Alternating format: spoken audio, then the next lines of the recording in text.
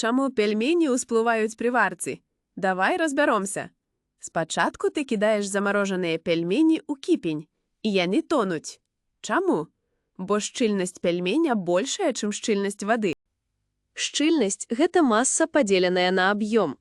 Сырое цеста мае даволі высокую шчыльнасць, бо крухмал знаходзіцца ў крышталічнай форме, а бялкі ўтвараюць сеткаватую структуру, якая утрымлівае ваду. Сырое мяса таксама мае пэўную шчыльнасць, якая залежыць ад ягонага складу. І вось пельмень пачынае варыцца. Крухмал у цесце паглынае ваду і набракае, што прыводзіць да разрыхлення ягонай структуры і павелічэння аб'ёму цеста.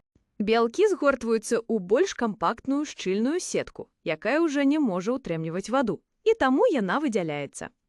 Гэта вада з цеста закіпае, утвараючы бурбалкі пары як у самім цесце, так і на ягонай паверхні, што трохі змяншае ягоную масу.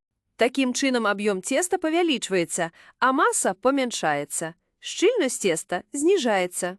У мясным начынні бялкі таксама згортваюцца і выдзяляюць вільгаць, што прыводзіць да змяншэння аб'ёму. Адначасова з мяса выскварваюцца тлушчы, таксама з выдзяленнем вады, што змяншае масу мяса. Так утвараецца той самы сок у пельменях, які мы так любім. Аб'ём мяса памяншаецца, і маса таксама памяншаецца. У выніку шчыльнасць застаецца нязменнай альбо нават павялічваецца. Але паміж цестам і начыннем утварыўся сок, які закіпае і ўтварае бурбалкі пары. А яшчэ бурбалкі пары ўтвараюцца і ўнутры самого мяса. Гэта часткова кампенсуе рост шчыльнасці. Усё гэта разам робіць увесь пельмень лягчэйшым за ваду, і ён усплывае. Але рана радавацца. Калі пельмень усплыў, гэта значыць толькі тое, што ён размарозіўся. Але ён яшчэ не гатовы.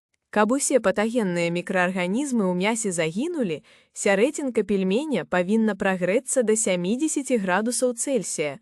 На гэта трэба яшчэ 5-6 хвілінаў пасля ўсплыцця. Трымай шпаргалку. 3-5 хвілінаў, каб пельмень усплыў.